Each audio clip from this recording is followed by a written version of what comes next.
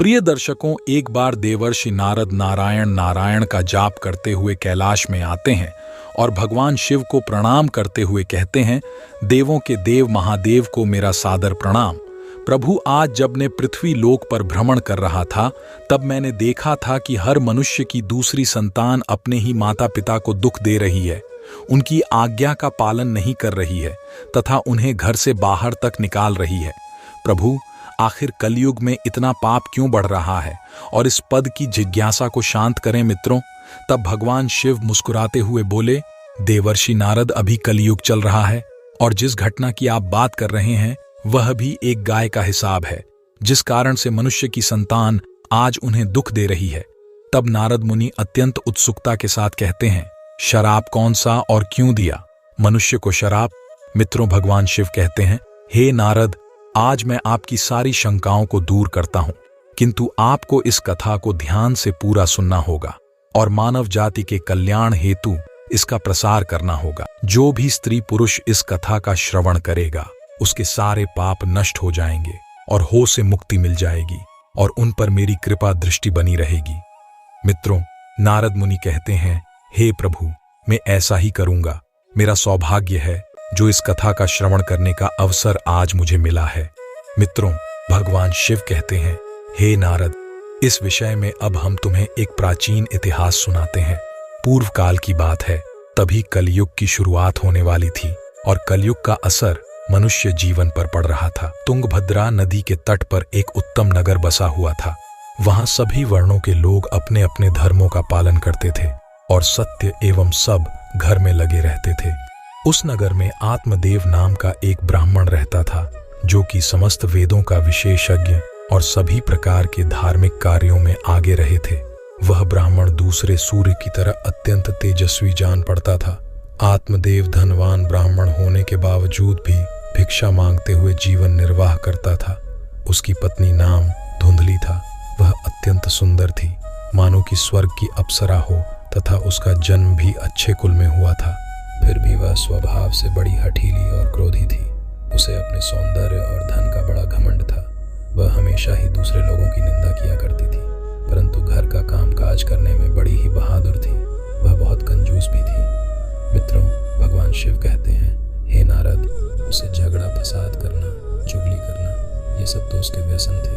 अपितु वे दोनों पति पत्नी बड़े प्रेम से रहते थे, फिर भी उन्हें कोई संतान नहीं थी। इसी कारण से धन जायदाद तथा घर आदि कोई भी वस्तु उन्हें सुखद नहीं जान पड़ती थी। कुछ समय के पश्चात उन्होंने संतान प्राप्ति के लिए एक धर्म या किया। वे गरीबों को सदा को भूमि, सोबरन और वस्त्र आदि दान करने लगे। उन्होंने अपने धन का आधा भाग धर्म के मार्ग में खर्च कर दिया था, फिर भी उन्हें न कोई पुत्र हुआ न पुत्री। इस कारण से ब्राह्मण को बड़ी चिंता हुई और वह अत्यंत दुखी होकर एक दिन घर छोड़कर वन में चला गया। चलते चलते वहां दोपहर के समय उसे प्यास लगी, इसलिए वह एक नदी के किनारे गया और वहां जल्दी कर बैठ गया। संतान न होने के दुख से उसका शरीर सूख गया था। अत्यंत कमजोर और दुखी रहने लगा था, मानो जैसे कि उसके शरीर में खून नहीं हो। मित्रों, भगवान शिव कहते हैं, हे नारद, उस ब्राह्मण की पूजा पाठ और ईश्वर भक्ति को देख स्वयं भगवान श्री हरि विष्णु एक सन्यासी का रूप धारण करके उसी नदी के पास जा पहुंचे। ब्राह्मण के वहां बैठने के 2 ही घड़ी बाद वे सन्यासी वहां आए। उन्होंने भी नदी में से जल पिया और दूसरी तरफ बैठे। ब्राह्मण को देखा तब आत्मदेव को सन्यासी को देखकर उनके चरणों में मस्तक झुकाकर जोर जोर से सांस लेते हुए उनके सामने खड़ा हो गया। तब सन्यासी ने पूछा, हे ब्राह्मण, तुम रोते क्यों? तुम्हें कौन सी चिंता सता रही है? तुम शीघ्र ही मुझसे अपने दुख का कारण बताओ। मित्रों, भगवान शिव कहते हैं, हे नारद, ब्राह्मण ने कहा, ने मोहनी में अपना तो क्या कहूं, यह सब मेरी पूर्व जन्म के पापों का संचित फल है। मेरी कोई संतान नहीं है, इससे मेरे पिता भी दुखी हैं। मेरे पूर्वज मेरी दी हुई जलांजलि को जब पीने लगते हैं, उस समय उनकी दयनीय अवस्था देखकर मेरा हृदय विचलित होता है। देवता और ब्राह्मण भी मेरी भी हुई वस्तुओं प्रसन्नता पूर्वक नहीं लेते। संतान के दुख से मेरा संसार सुना हो गया है, अतः अपने यहाँ इस नदी के पात्र में प्राण त्यागने के लिए आया हूँ। संतानहीन पुरुष का जीवन धिक्कार के योग्य है। जिस घर में कोई संतान या कोई बाल बच्चे न हो, वह घर भी धिक्कार देने योग्य है। निसंतान पुरुष के धन को भी धिक्कार है तथा संतानहीन भूल भी धिक्कार के योग्य है। मैं अपने दुर्भाग्य को कहाँ तक बताऊं। मैं जिस गाय को पालता हूँ वहां भी सर्वथा बन गया हो जाती है। मैं जिसको रोकता हूँ उस वृक्ष में भी फल नहीं लगते। इतना ही नहीं, मेरे घर में बाहर से जो ख्याल आता है वह भी शीघ्र ही सूख जाता है। जब मैं ऐसा अभागा और संतानहीन हो तो इस जीवन को रखने से क्या लाभ है मित्रों। भगवान शिव कहते हैं, नारद यह कहकर वह ब्राह्मण दुख से व्यथित हो उठा और उन सन्यासी बाबा के पास फूट फूट कर रोने लगा। सन्यासी के हृदय में बड़ी करुणा भर आई। उन्होंने ब्राह्मण के ललाट में लिखे हुए विधाता के अक्षरों को पढ़ा और सब कुछ जानकर विस्तार पूर्वक कहना आरंभ किया। तब सन्यासी ने कहा, हे ब्राह्मण सुनो, मैंने इस समय तुम्हारा प्रारब्ध देखा है। उससे जान पड़ता है 7 जन्मों तक तुम्हारी कोई संतान किसी भी प्रकार से नहीं हो सकती। अब तुम संतान का मोह छोड़ दो, क्योंकि यह महान ज्ञान है। देखो, ज्ञान की कभी बड़ी प्रबल है।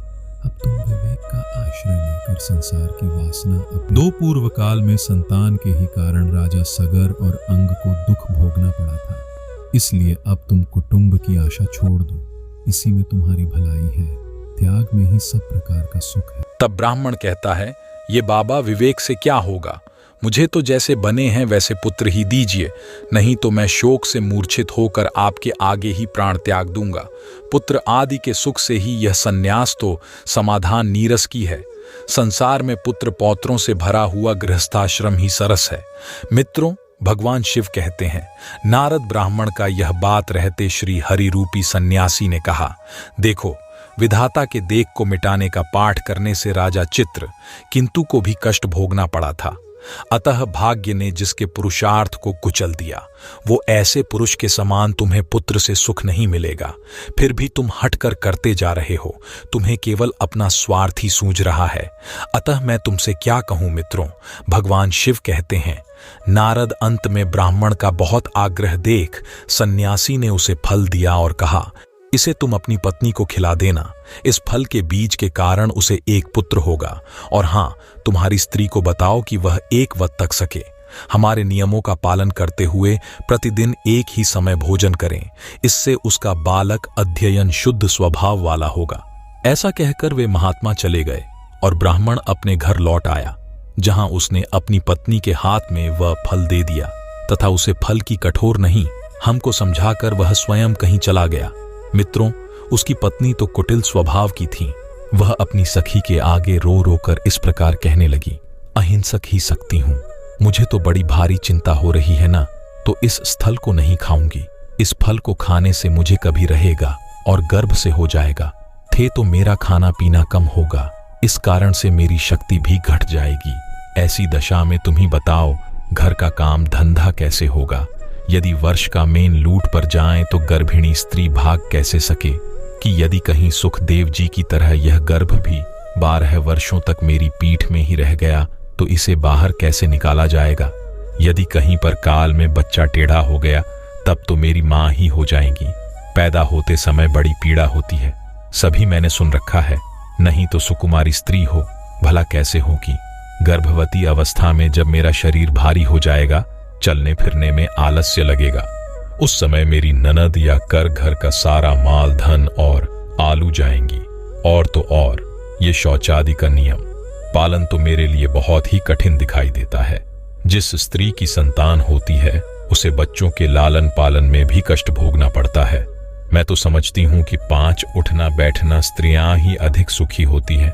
मित्रों, शिव कहते हैं, इस प्रकार को तक लगाते हुए उस ब्राह्मणी ने फल को नहीं खाया। जब पति ने पूछा कि तुमने फल खाया तो उसने कह दिया था, खा लिया। फिर एक दिन उसकी बहन शांता अपने आप ही उसके घर मिलने आई। तब धुंधली ने उसके आगे अपना सारा वृत्तांत सुनाकर कहा, नहीं, मुझे इस बात की बड़ी चिंता है कि संतान न होने पर ने पति को क्या उत्तर दूं कि इस दुख के कारण में दिन ब दिन दुबली हुई जा रही हो। बताओ मैं क्या करूं।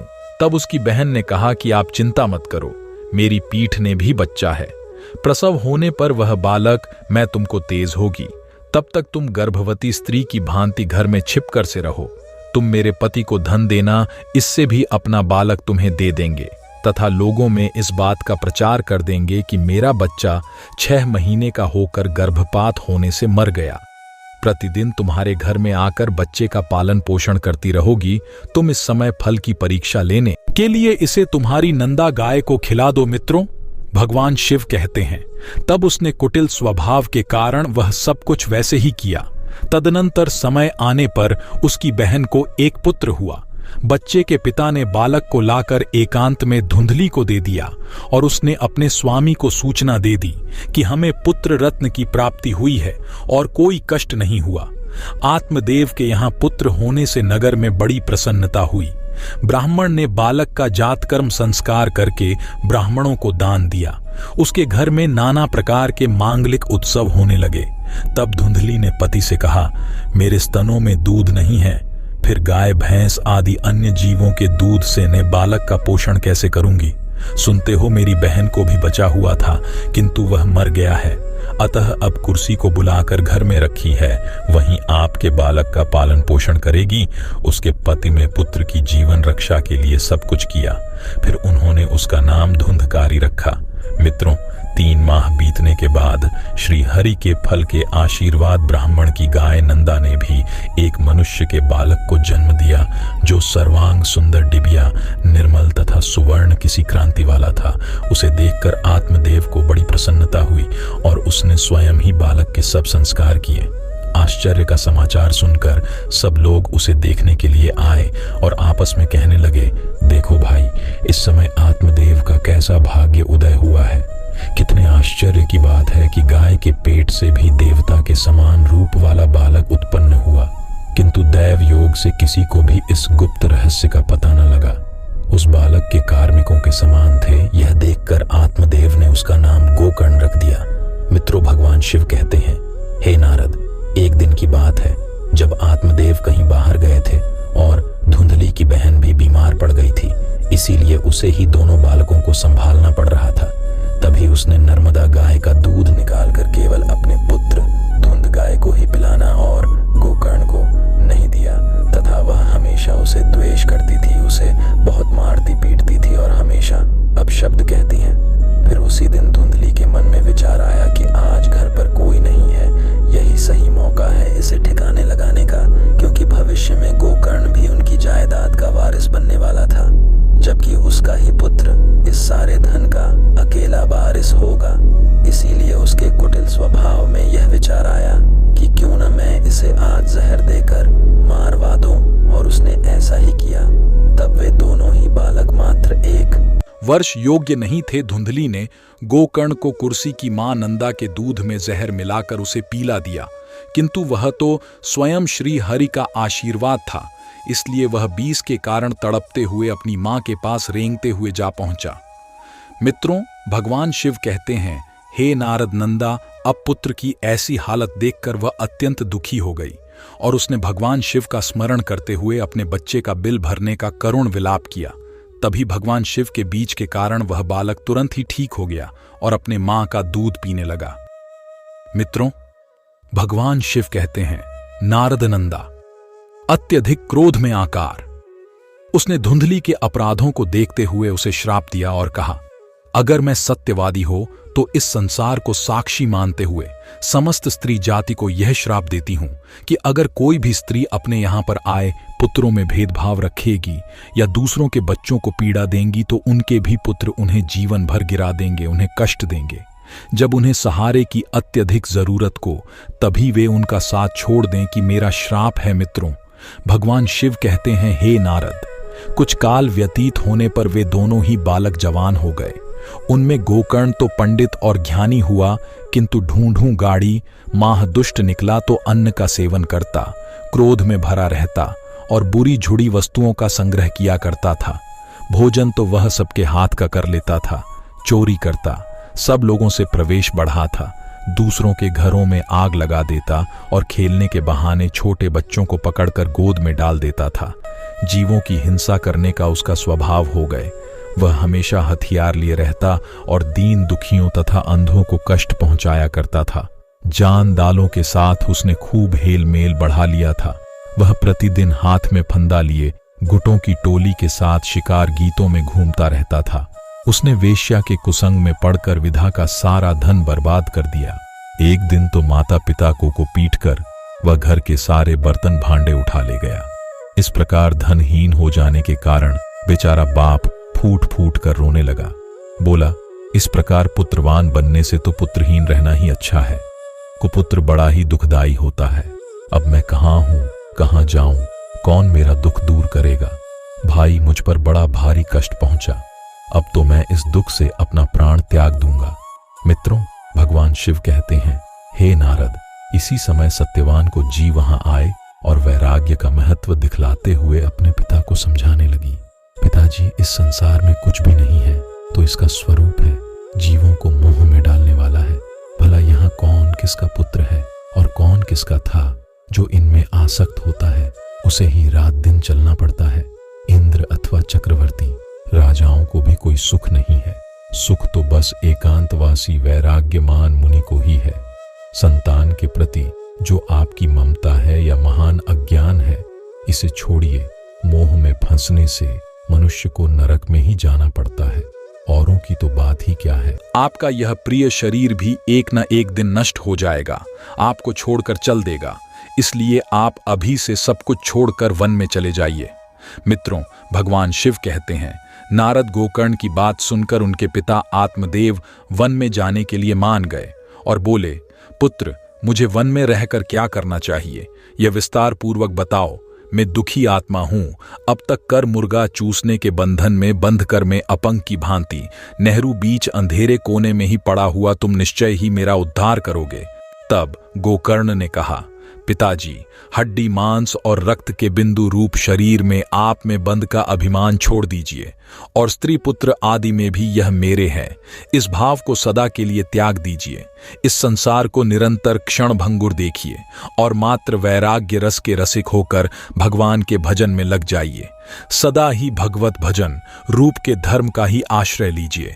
काम भाव से किए जाने वाले लौकिक धर्मों को छोड़े साधु पुरुषों की सेवा कीजिए कि इच्छाओं को आदमी चाहिए तथा दूसरों के गुण दोषों का विचार करना छोड़कर निरंतर भागवत सेवा एवं भागवत कथा के रस का पान कीजिए।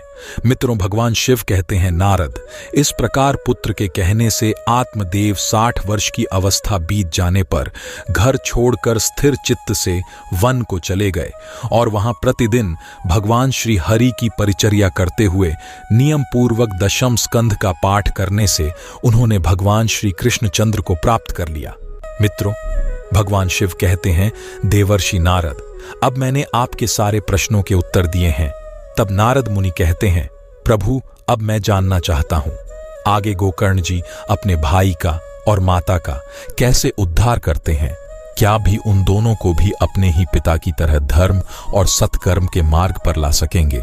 और गोकर्ण जी ने किस तरह से श्रीमद् भागवत कथा का प्रसार और प्रचार मानव कल्याण हेतु किया था? कृपा करें और आप मुझसे कहीं तब भगवान शिव कहते हैं। इस विषय में मैं आपको आगे की कहानी अगले भाग में सुनाता हूं। तो मित्रों, दूसरे भाग के लिए हमारे साथ बने रहिए। हमारे धर्म ग्रंथ कथाओं के चैनल सत्य धार्मिक ज्ञान पर यह कथा और वीडियो अच्छा लगा तो लाइक करें और चैनल को सब्सक्राइब करें। साथ ही कमेंट में हर हर महादेव और जय श्री हरि विष्णु जरूर लिखें। आप सभी का धन्यवाद। हर हर महादेव।